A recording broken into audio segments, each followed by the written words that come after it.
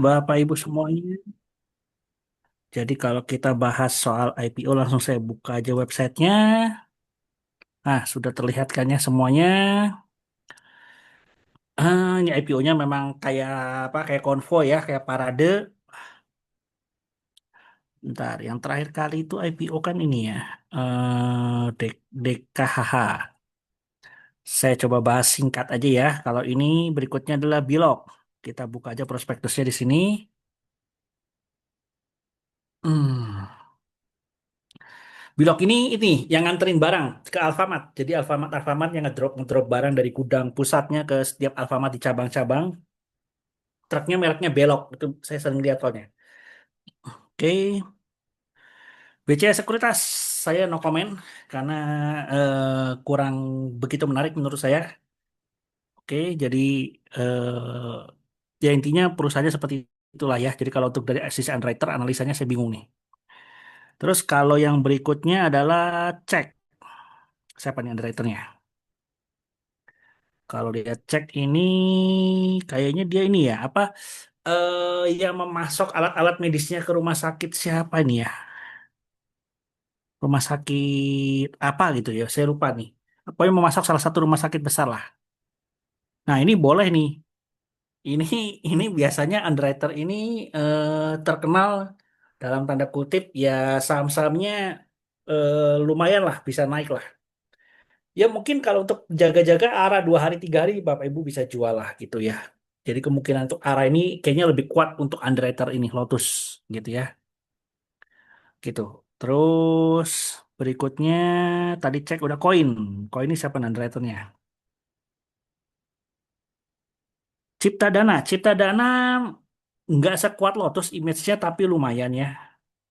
Cuma saya rasa untuk Cipta Dana hati-hati karena saya dengar mereka masih cari buyer untuk fix allotment. Jadi IPO ini ada dua tipe. Misalnya kayak di sini kan IPO-nya berapa nih? Saya besarin dulu nih. Oke, bentar. Mana di kirinya? Di sini kan IPO misalnya adalah 220 miliar. Nanti ada jatah yang di IPO yang di sini nih Bapak Ibu, itu hanya sebagian kecil ini yang melalui sini situs ini. Sebagian besar biasanya di fixed allotment namanya. Nah, itu fixed allotment-nya ini dia katanya saya dengar-dengar info sih masih cari-cari. Jadi artinya belum belum terpenuhi semuanya. Tapi dia nekat untuk tetap IPO. Jadi saya rasa hati-hati aja. Takutnya paling bisa arah hanya 2 3 kali apalagi underwriter-nya tidak image-nya belum sekuat Lotus ya gitu. Terus apa tadi? Koin sudah, saya geser dulu. CDIA. Nah, ini Bapak Ibu mau udah tahu lah ya, CDIA grupnya Prayogo Pangestu, anaknya TPIA, posisi perusahaannya anaknya TPIA. Kali ini underwriternya banyak, tapi yang paling gede itu dapat di Henan. Henan itu kalau nggak salah 74%. Nomor duanya OCBC sekitar 7%. Jadi dari nilai IPO 2,3 T, 2,3 T ini triliun, 2,3 triliun, jatahnya sebagian kecil tetap dibagikan ke sini, IPO ini. Terus nanti sebagian besar fixed allotment-nya dipecah 74% di Henan, 7% di OCBC, terus yang lainnya kecil-kecil lah begitu. Seperti itu. Jadi ya ini udah pasti lah ya, Bapak Ibu tahu sendiri grupnya Prayogo Pangestu atau grupnya Barito. Nah, cuma ada info mungkin katanya arahnya mungkin hanya kuat 2 hari. Jadi yang ini agak berbeda. Setelah itu, jadi kalau kita lihat, nanti kita lihat ya grafiknya Cuana sama brand ya. Jadi kayaknya ini agak berbeda. Jadi mungkin market masih bisa dapat barang di hari kedua atau hari ketiga. Seperti itu. Terus berikutnya, ini apa nih? PMUI. Nah, apa nih?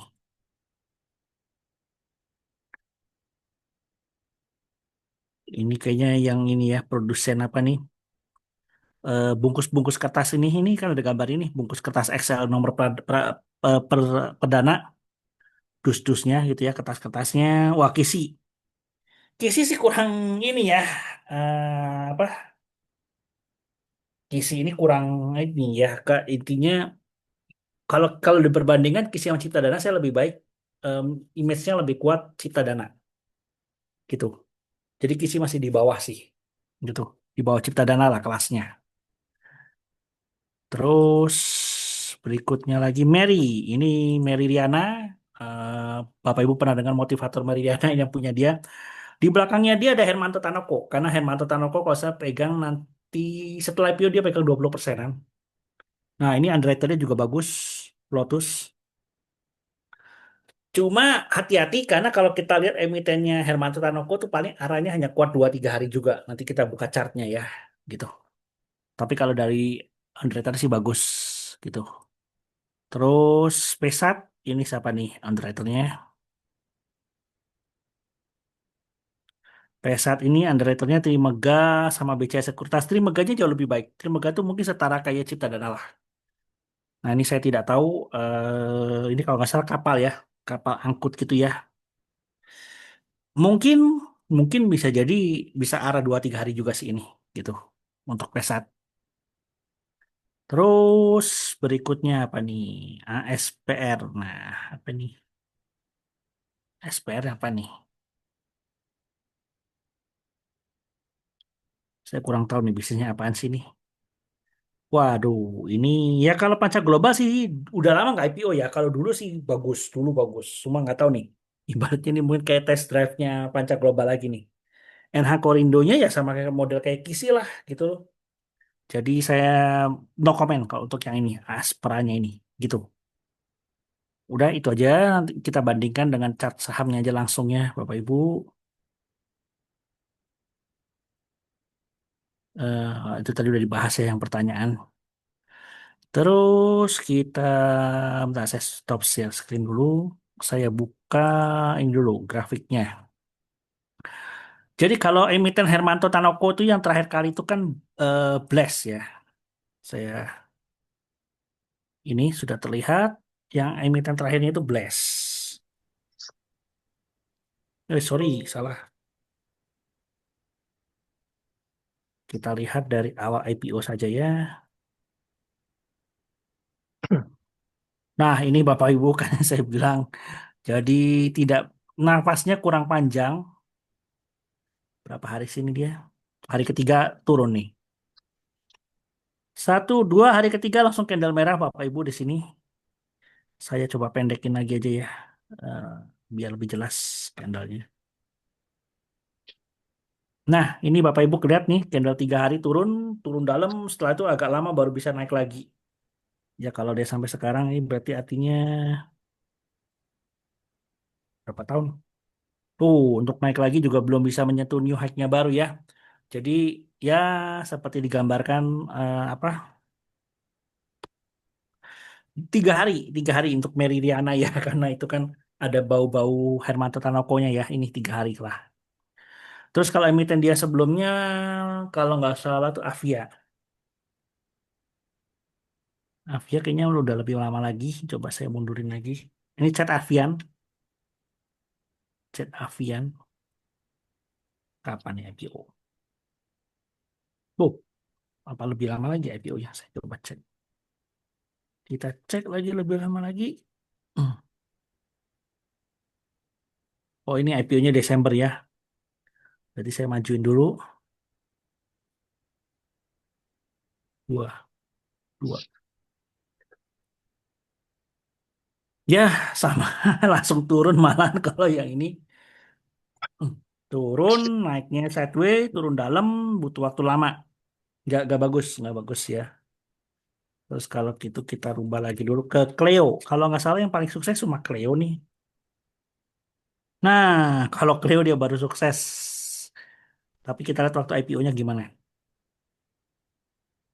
Wah, tidur. Oh, udah lama ya. Coba saya deketkan 2017. Berarti saya deketin 2018. Wait, sorry.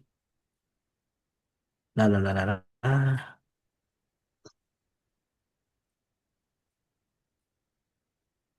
Nah, cuma Cleo yang sukses ya. Tapi ini sudah lama banget. Sudah dari tahun 2017. Jadi artinya kalau ini sudah nggak bisa jadi patokan, paling kalau mau jadi patokan yang blast cuma kuat 3 hari, Bapak Ibu. Ini, sorry, saya majuin dulu blast 2025. Ini tadi 2024 ya, kalau nggak salah. Ya, ini jadi cuma hari ketiga turun. Kayaknya Meridiana emitennya bisa seperti itu. Karena kalau patokannya ke Hermanto Tanokonya ya, gitu. Jadi ya 3 hari. Terus tadi kita bahas cuannya. Ini cuan ini IPO-nya kayak lebih lama deh. Wah, kalau cuan sih tidak usah dibahas lagi. Ini IPO-nya sukses ya. eh saya gedein dulu deh. Wah, ini ya naik terus. Setelah itu sideways, naik terus, naik terus, naik terus. Fenomenal, fenomenal banget ya kalau ini si cuan. Terus coba kalau kita brandnya. Brandnya juga sama, fenomenal juga. Jadi makanya untuk CDIA mungkin sangat menarik banget gitu ya Bapak Ibu. Makanya IPO 2,3T antriannya tebel. Konon ada satu orang tuh ngantri sudah 3T sendiri loh. Jadi saya kenal satu orang, dia bilang itu teman saya tuh saya ngelihat bagaimana dia ngantri dan dia nyiapin duit di RDN dia 3 triliun rupiah hanya untuk ikut IPO CDIA satu orang. Bayangin nilai IPO keseluruhan 2,3 T ini satu orang nekat ngantri 3T. Jadi oversubscribe-nya tinggi banget ya sampai 400 kali, 300 kali. Wajar, sangat wajar karena ya satu orangnya udah 3T gitu kan istilahnya. Jadi ya karena ini track record-nya seperti ini. Seperti itu Bapak Ibu. Terus kalau kita bahas IASG, ya IASG-nya sepi karena ya ini ada IPO yang gini. Jadi kalau kita pernah ingat kalau ada IPO yang besar-besar yang model dulu Bukalapak, GoTo, Mtel, Brand, itu marketnya sudah sepi. Jadi dari minggu kemarin sampai minggu ini market kita nilai transaksi hariannya turun karena semua orang pada sell-sell saham buat ikutan rebutan di IPO-nya ini, terus nanti mungkin rebutan minggu depan masuk di IPO. Jadi mungkin minggu depan market kita baru normal, karena yang IPO nggak dapat duit balik, mereka akan mikir, gue mau ngejar apa nggak? Kalau kejar sampai hari keberapa, kalau gagal cut loss, ya mereka langsung balik lagi ke saham-saham lainnya gitu. Ya ini masih bilang, aduh kenapa sih OJK sama IDX ini dipepet beneran 8 IPO dalam waktu 3 hari. Jadi Selasa 2 hari 2 IPO, terus kalau nggak salah Rebonya ada 3 ya. Rebonya 2 juga, Kamisnya yang banyak tuh 4 tuh. Jadi ya ini apa ya membuat market nilai transaksi jadi turun kan semua orang kan duitnya dikunci-kunci dulu kan yang ikut IPO seperti itu. Terus kalau kita lihat kompositnya aja,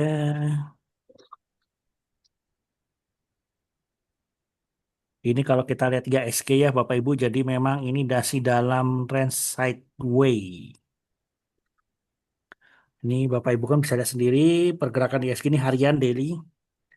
Jadi sebetulnya kita ini memang dikhawatirkan ini ya kayak bentuk huruf M nih kan ya. Jadi ini saya tarik garis tuh kan ke sini, terus ke sini. Takutnya ke sini nyamain, tapi untungnya tidak terjadi. Gitu. Cuma, kok aku aja deh. Aku kan pengen beranjak, Mak. Jadi untungnya tidak terjadi. Ini sudah mental ke atas, jadi sudah aman lah harusnya. Seperti itu. Terus apalagi? Ya kalau dilihat marketnya harusnya sudah aman. Ntar saya gedein aja deh. Saya clearin dulu clear chat. Ini clear drawing. Oh nggak mau. Wih. Oke, terus kita coba lihat lebih dekat lagi aja ya. Apa nih? 2024. Jadi ini sebetulnya marketnya sideways-nya di sini paling rendahnya ini area 6750 sampai 7000. Ini range-nya sideways-nya dia nih. Jadi kalau ini saya gambarin bentar. Bentuk kotaknya seperti ini. Mana ya kotaknya? Aduh, udah begini aja deh. Nah, ini kayak bentuk kotak begini kan ya, Bapak Ibu. Ini juga ada bentuk kotak waktu di atas. Nah, Kan kotak begini ini main kotak di bawah, nanti kalau tembus 7.000 baru main ke kotak di atas lagi. ISG sebetulnya gampang nih gitu kan ini ada bentuk kotak juga. Ini juga bentuk kotak biarpun mepet banget. Terus ya ini ada bentuk kotak juga. Nah, terus mana lagi ya? Banyak lah bentuk kotaknya ya sebetulnya. Ini juga kotak nih sebetulnya bisa nih. Nah, jadi ini memang kotaknya kita ini bawahnya 6750, atasnya 7.000, range-nya cukup lebar sih sebetulnya.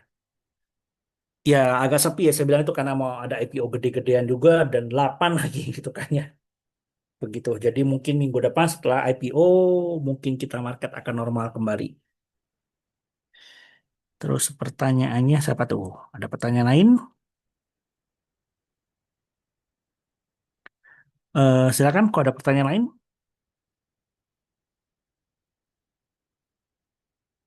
Jadi harusnya kita market harusnya akan balik karena kalau kita bicara luar negerinya ini apa? The Fed, the Fed itu akan menurunkan suku bunga. Jadi itu the Fed itu sudah guidance-nya ya. Biasanya guidance-nya itu Desember. Jadi Desember itu guidance untuk tahun depan. Jadi Desember tahun kemarin sudah memberitahu tahun ini dia akan menurunkan suku bunga 2 kali. Apalagi kita sudah berjalan selama 6 bulan. Memang si Trump maksa, maksa banget pengennya sampai ke 1%. Kan sekarang masih 4%-an. Cuma The Fed belum ngasih tahu turun 2 kali itu seberapa besar. Kenapa Trump memaksa banget? Kita harus ingat Amerika tuh utangnya sangat besar. Dan tahun ini ada jatuh tempo surat utang yang nilainya sangat besar dan biasa di rollover. Artinya surat utang lama jatuh tempo tahun ini, dia nerbitin lagi surat utang baru tahun ini untuk membayar surat utang yang lama. Nah, kalau waktunya lagi pergantian rollover gini antara surat utang lama dan surat utang baru, suku bunganya tinggi mahal kayak begini, bebanlah buat APBN pemerintah Amerika. Makanya si Trump itu pusing. Ini The Fed itu suruh turun di 1%, kok alot bener. Kalau enggak nih gue nerbitin surat utang bunganya mahal semua 4% nanti. Seperti itu. Jadi, tapi kalau si Powell sebagai gubernur The Fed melihat bahwa kalau nanti gue turunin suku bunga, ekonominya melaju terlalu cepat, inflasi terlalu tinggi, gue pusing lagi gitu kan. Jadi memang ini dilemanya ya. Jadi kalau dari sisi The Fed, Powell sebagai bank sentral ingin menjaga inflasi agar tidak terlalu tinggi. Kalau dari sisi Trump, pemerintah gue nggak peduli inflasi. Yang gue tahu suku bunga harus turun, ekonomi jalan, surat utang gue bunganya rendah, beban KPBN rendah, seperti itu. Tapi intinya, kalau anggap saja Powell nggak ambil peduli dengan Trump, dia tetap nurunin suku bunga 2 kali. Itu adalah janji dia, dan janji itu selalu ditepatin. Makanya ada rencana tahun depan bulan Mei si Powell mau dicopot. Nggak bisa cepat-cepat sih. Jadi tahun ini ya mungkin dua kali akan terjadi dan seperti biasa kalau ada penurunan suku bunga The Fed pasti market orang-orang di luar negeri duitnya mencari apa pasar baru seperti emerging market IHSG untuk tempat investasi. Jadi nanti asing mungkin akan masuk kembali lagi ke Indonesia seperti itu.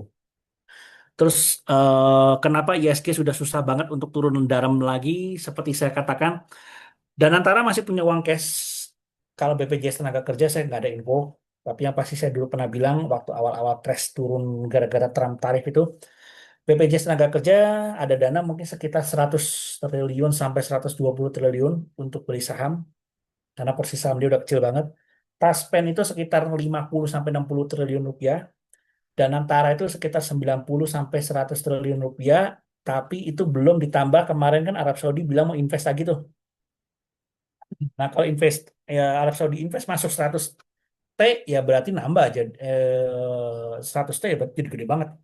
Cuma dari hitungan yang normal awal yang 90 T itu mungkin masih ada sisa 50 sampai 40 T. Jadi artinya eh, Bapak Ibu tahu sendiri lah kenapa saham-saham BUMN yang aneh-aneh yang karam-karam itu kayak model ya kita lihat lagi nih ke chartnya bisa bangkit ya. Termasuk BRI lah pastinya dibangkitin, yaitu karena Danantara efek Danantara lah. Ntar saya kasih chartnya aja langsung. Nah, ini kita lihat contohnya Adhikari. Ini Telkom aja nih, Telkom ini Telkom dulu deh, yang paling bagus dulu ya. Nah, belum terus. Nah, Telkom aja dari sini bisa mulai naik kan ya. Tapi ingat Danantara itu tetap harus nyari duit, artinya dia akan TikTok, akan berusaha TikTokin ya. Artinya nyari duit seperti kita lah, trader lah gitu. Terus sekelas kayak Adikarya aja ini bisa bangkit. Nah, ini kan bisa bangkit nih kayak zombie. Terus PTPP juga bisa naik. Terus KF naik tinggi. Ya ini Danantara sebetulnya. Inaf, oh, Inaf masih suspend ya. Berarti apa? Keras yang terbaru. Wah, ini terus Kia, Garuda Indonesia ya. Jadi memang intinya adalah wait, pokoknya yang saham BUMN yang nggak disuspend yang jelek-jelek ini pasti bisa naik lah. Karena Danantara fokusnya hanya ke saham BUMN, hanya only only the BUMN. Jadi BCA dia nggak bisa masuk, BCA nggak mau masuk. Kalau BRI Mandiri oke, Telkom oke, Astra dia nggak masuk. Nah kalau BPJS Tenaga Kerja sama Taspen bisa tuh masuk, Astra bisa masuk, BCA bisa. Gitu. Jadi beda beda bidang ya. Makanya untuk saham-saham BUMN sebetulnya menarik ya. BBRI juga. Jadi setiap kali ada penurunan dalam nih kayak BRI ini sebetulnya menarik, ini kan naiknya gara-gara dana Tara nih sama BPJS Tenaga Kerja dan Taspen. Ini berarti kalau saya lihat ini mereka udah profit taking.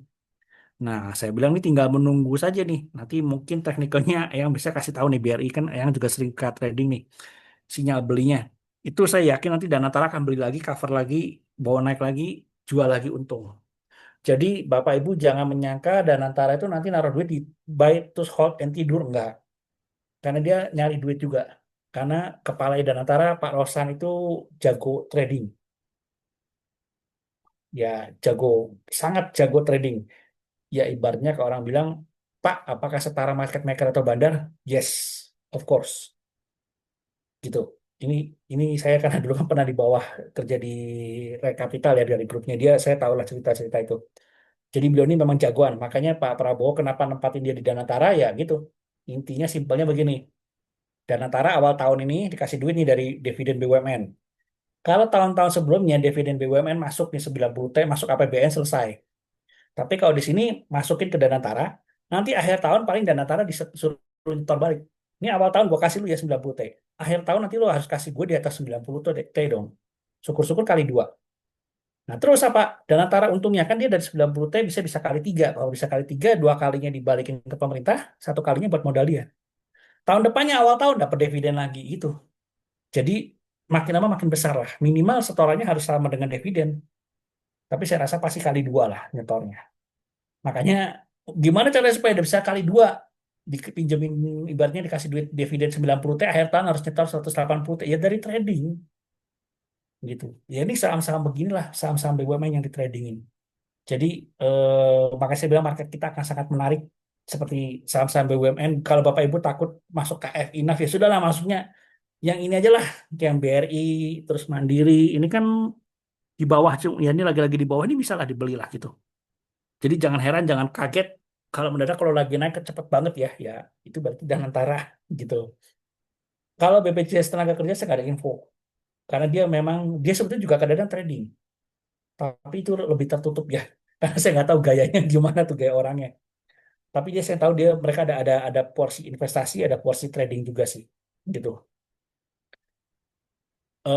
Yang pasti mereka dapat duit dari dividen juga udah gede kan. Dividennya bank-bank kayak BRI Mandiri kan dividen yieldnya di atas 7% ya. Pasti BPJS Tenaga Kerja udah happy lah gitu. Nah kalau Danantara ya tidak hanya ngincer dividennya, dapat dividen buat modal trading, ditradingin lah sama dia gitu. Jadi akhir tahun ini mungkin semester 2 ya, ini sampai akhir tahun akan sangat menarik. Bapak Ibu jangan kaget ini BRI BCA mungkin bisa mantul lagi ke atas tinggi ya. Itulah intinya dan antara juga ikut mau cari duit tradingan itu. Waduh, yang box 1.000 lot nggak tahu nih dapatnya berapa nih. Ini Bapak atau Ibu Dep, aduh, ini katanya sih paling maksimal cuma dapat 10 lot yang saya dengar info ya atau rumor dan sebagainya. Yang di bawah 100 juta itu di bawah 100 juta itu maksimal dapat paling cuma 2 lot. Yang 100 juta sampai 1 M mungkin maksimal 10 lot. Nah, di atas 100 M ini nggak tahu nih berapa gitu kan. Karena kalau belajar dari IPO-IPO sebelumnya laris manis ya paling cuma dikasih 0. Average ya, average itu sekitar 0,2%. Misalnya tadi tuh ada yang masukin 3T itu, ya kalau dikasih 0,2% average ya berarti ya berapa tuh 0,2% dari 3T lah gitu. Jadi yang di bawah 100 juta biasanya dikasih satu lot dua lot gitu. Oh saya ngantri 10 lot dikasih 2 lot ya memang gede kelihatannya karena ngantrinya kan 10 lot. Tapi itu adalah jatah minimal supaya diratain lah. Jadi memang sistem IPO ini agak lucu. Bapak Ibu yang ngantri mungkin 10 lot dikasih 2 lot, wah saya dapat 20% kan. Tapi yang ngantri itu kan saya bilang batas antrian sampai 100 juta nilai rupiah ya, sampai nilai rupiah 100 juta dapatnya maksimal 2 lot. Jadi yang ngantri 100 juta sama yang ngantri 10 juta sama dapatnya 2 lot. Nanti res berikutnya adalah 100 juta sampai dengan 1 miliar. Itu sama lagi tuh resnya. Nanti setelah itu 1 miliar ke atas baru pakai persentase mungkin 0,2 atau 0,1%. Seperti itu. Biasanya seperti itu. Jadi memang kadang-kadang yang iseng-iseng ngantri 10 jangan kaget. Oh saya lumayan aja dapat 1 lot 2 lot. Ya iyalah. Itu kan jatah minimum pasti dikasih lah. Yang ngantri 5 lot sama dikasih 1 lot 2 lot. Udah nggak apa-apa hadiah hiburan. Buat hadiah hiburan seperti itu. Ada yang mau ditanyakan lagi? Silakan. TPI bisa digoreng. Ya TPI memang naik Bu Erna. Tapi kayaknya mentok nih TPI.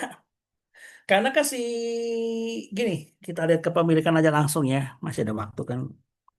Jadi TPI ini kan ada, ini dulu saya buka dulu Bu Erna. Nah,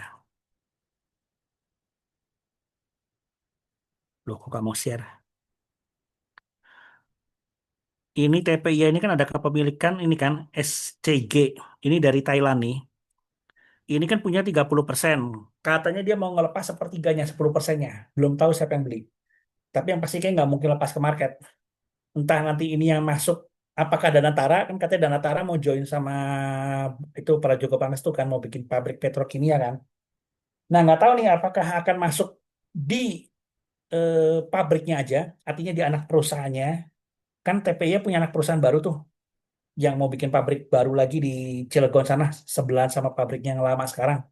Atau Danatara beli ke sini, menggantikan posisinya si SCG, Siam Cement Group. Kalau nggak salah dia punya pemerintah kerajaan Thailand deh ini. Temaseknya Thailand lah, begitulah istinya. Atau Danataranya Thailand gitu. Ya bisa jadi seperti itu. Jadi Thailandnya keluar, yang masuk Danatara gitu kan. Bisa jadi. Kita belum tahu sih nanti kejelasan kepastiannya. Jadi saya lihat harganya mungkin ya di area sekitar sini ya. 10 ribuan sih kalau saya lihat. Gitu. Kalau mau beli nanti di bawah lah Bu Yana. Kalau ada angka 7 ribu, wah itu enak banget tuh. Dagingnya tebal untuk TPI ya. Bisa nggak ke hike lagi? Bisa sih kan hike-nya dia kalau nggak salah cuma 10 ribu berapa ya. Bentar kita lihat grafiknya deh. Hike-nya belum sampai 11 ribu sih TPI ya. Hike sepanjang masanya ya. Nah ini dia. Kita lihat TPIA.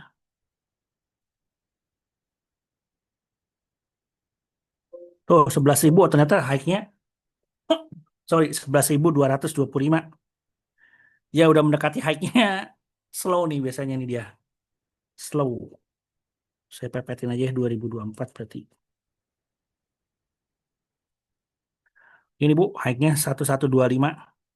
Udah hike-nya. Nah, ini kan sama aja sih sebetulnya kalau kita mau pakai technical ya. Ini range-nya gede banget ini. Sini sama sini. Tuh. Ini range-nya gede nih. Di sini juga ada range yang baru nih. Sini sama sini nih. Nah, ini range kan TikTok di sini aja. Nah, ini kalau jebol bawah hati-hati nih. Bisa ke sini lagi nih. Jemput ke bawah nih. Serem kan? Ya, kalau sini range-nya berarti ya ini dulu nih yang kecil nih. Ini yang kecil range-nya. Ini juga ada nih range-nya. Nah, ini sih kalau saya pakai teknikal sederhana aja ya untuk kalau orang bilang seperti Darvax box lah. Ini kotak Darvax box. Jebol ke atas naik, jebol ke bawah turun. Kayak ini kan lagi mau deket-deket nih. Jebol ke atas naik, jebol ke bawah ya turun. Kalau Darvax box kan gitu. Maksudnya ya kalau jebol ini beli, tapi begitu turun lagi ke bawah sini sell kan gitu. Nantilah kapan-kapan kita bahas sama Eyangnya soal Darvax box. Ini mungkin teorinya teori Darvax box sih. Sideway-nya dia. Jadi hati-hati aja kalau turun jebol di bawah 9 ribuannya, mainnya bisa ke sini supportnya nih. Sampai 6.200-an nih untuk TPIA. Terus apalagi nih? Waduh, nanti Everest Down Bu. Kemarin waktu di bawah nggak beli lagi ya Bu Ernanya ya, nggak Everest Down ya. Waktu harus di sini-sini harusnya beli nih Bu. Ya nggak tahu nih nanti apakah bisa naik apa nggak. Karena kayak kalau Danatara yang beli dari Thailand, kayaknya harga ditahan nih, nggak mungkin dihargain new high lagi, kayaknya berat. Supaya tidak memberatkan Danantaranya sih, gitu. Kemungkinan 50%, yes, saham-saham grup Prayogo akan naik berkaitan dengan IPO-nya CDI ya. 50% yes. 50% bisa jadi sideways aja, atau 50% diturunin. Jadi kemungkinannya 50%, saya lihat gitu. Seperti itu. Saya ada waktu berapa menit lagi nih? Silakan, ada pertanyaan lain? 9 menit lagi. Yes, cuan stock split 1/10 sesudah CDI ya, Bu Erna. Jadi kalau CDI-nya IPO-nya minggu depan hari Rabu, cuan itu hari Kamis. Kayaknya harga cuan itu nanti stock splitnya di area 12 ribuan kalau saya lihat. Saya bersihin dulu nih. Ya, oh nggak mau. Bentar. Oh my God. Nah, ini juga sebenarnya kan ada area sideways nih. Si cuan, saya gedein aja deh. Nah, ini kan kelihatan kan sideways-nya Darvas box-nya. Ya udah segini doang nih Darvas box-nya. Mas saya bilang kayaknya nanti dia stock split di area sini 12 ribuan lah paling. 1/10 jadi 1.200. Ya kalau lihat pelajaran stock splitnya PTRO sih begitu ya Bapak Ibu. Jadi PTRO itu setelah stock split dia terbang lagi naik ke atas. Betul, betul betul Bu Erna masih ada gap ini dia tanggung nih. Gapnya sampai sini. Nggak nyampe 14 ribu Bu. Ini nih. Ini candle ini aja Bu. Candle ini low-nya di 13.950 berarti Bu. Ini candle terakhir, dilihat low-nya. Low-nya adalah 13.950 gitu. Kalau lihat gayanya PTRO habis stock split kan dia terbang tuh, terbang banget gitu. Ya, bolehlah masuk kalau mau masuk di dekat-dekat sini nih Bu. Ini kan ada range sideway-nya dia nih. Kalau sampai ada angka berapa nih? 11 ribuan lah.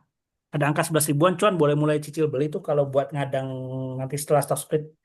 Kalau 11 ribuan kan berarti 1.100. Harapan semoga kalau stock splitnya 1.200 saja dia bisa naik semoga 100% ya. Harapan seperti itu kalau PTRO kan gitu. PTRO tuh stock splitnya di berapa ya? Ntar kita cari aja di Google. Ada kan? Heeh. Kap- ini aja Tanggal deh. 3 Januari. Kenapa? Januari. Kenapa Bu? SS-nya Januari, awal Januari. Januari tahun ini ya Bu?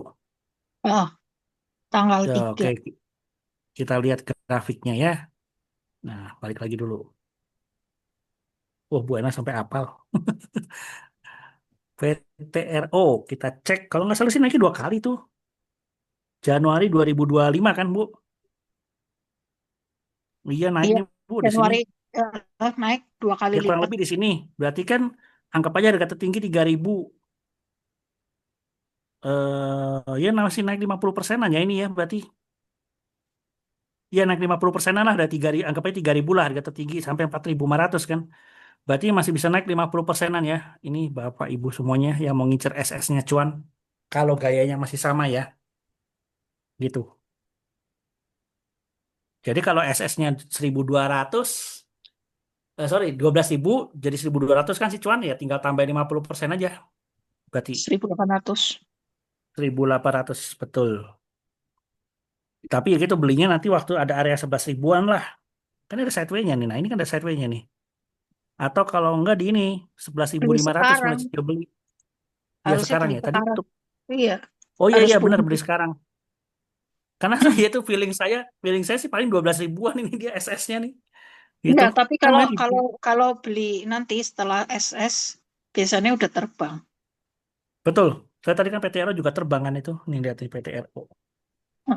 Oh iya kan, langsung terbang nggak lama kan dia. Betul, betul Bu. Jadi belinya minggu depan hari Senin, Selasa, Rabu. Karena Kamis, Rebunya IPO CDIA, Kamisnya cuan sudah SS, udah stock split dengan harga baru. Gitu.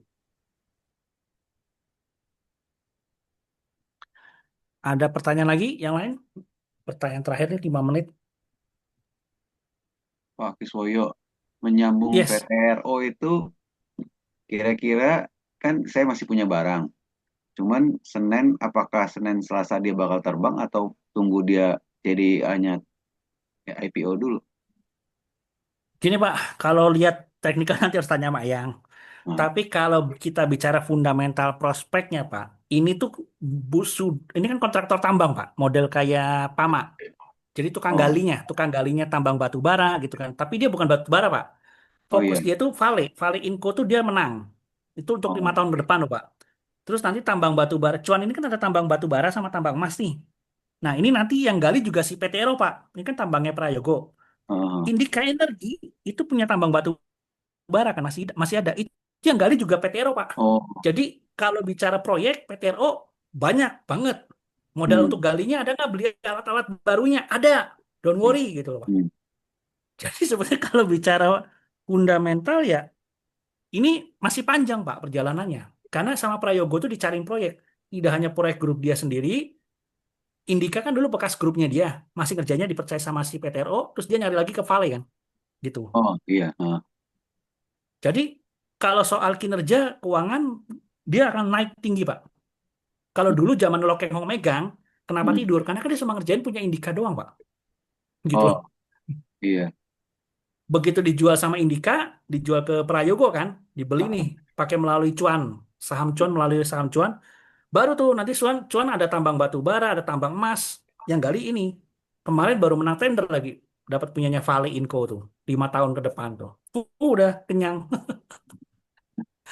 jadi buat, Jadi buat ceritanya kalau buat invest panjang Pak. Tapi oke. saya nggak tahu nih Bapak kuat nggak nyimpan sampai 3 atau 5 tahun Pak. Ya ini soalnya kadang-kadang suka ngedebukin gitu, jadi udah 3.000 Iya bener terus ini turun. kemarin digedebukin nih. Duduk-duduk Iya, langsung berapa hari lagi. iya. 3, 6, 7 hari loh berturut-turut ini. Buset ini udah kayak nggak ada bandarnya. Ini basah. Ini Makanya saya 7 hari lagi candle merah. Makanya saya lagi pikir kalau dia pas 3.300 saya jual dulu, ntar turun Nah, lagi boleh, naik lagi boleh gitu. Pak. Betul, boleh. Kan ini sebetulnya sama kan Pak. Kita lihat aja ada apa? Darvas boxnya kan ada nih Pak. Yang ini kita Nah, pantau aja nih Pak Darvas box. Ini sepertinya udah di dasar juga nih Darvas box. Darvas apa? Darvas box bawah nih. oh dari bawah Udah ya. dasar sebetulnya. Asal jangan jebol bawah lah ya Kayaknya Pak. sih Kalau ya kalau jebol bawah ke sini lagi. kemarin Hmm. terakhir 23 ya kalau nggak salah. Terus Ya, dia naik. kalau jebol bawah mainnya di sini lagi nih Pak nanti. Oh, iya iya, iya. Ya, kalau Bapak nafasnya panjang 3 sampai 5 tahun sih saya rasa nih di 4.500 nih lewat Pak. Bisa sampai 7.000 bisa Pak. Oh iya, Karena kan udah pasti tanda tangan proyeknya iya. untuk 5 tahun ke depan. Apa proyeknya banyak kok Pak. Gitu. Oh, Kalau Oh saya butuh waktu tunggu kan Pak. 10 tahun, gimana, Oh, 10. Pak? Aman Pak. Kalau Bapak udah siap 10 tahun. Bapak udah siap mental 10 tahun aman Pak. Ya, ini saya Eyang nih, nah. nunggunya di San Diego. Waduh, jangan doa ya. Yang jangan ngomong gitu, yang kita nggak tahu kontraknya mau sampai kapan. Semua kan orang nggak tahu. Ya, sekarang saya Enggak. 82, bayangkan 90 tahun lagi nunggu. Kayaknya Belum pasti lah, tentu. Eyang kan dikasih umur panjang. Enggak. Iya. Yang kayak Warren Buffett tuh yang didoain. Warren Buffett Iya. 90 tahun masih sehat yang. Iya. Iya. Tapi gini ya, Iya, saya lihat ini, kan kemungkinan sama apa yang akan tadi di... Iya. Saya sudah dulu ya Pak, Pak Kiswoyo, saya iya. recordingnya saya tutup Oh, dulu saya ya. mati dulu nih. Recordingnya Ah, ya mati udah yang. dulu ya. Ini kan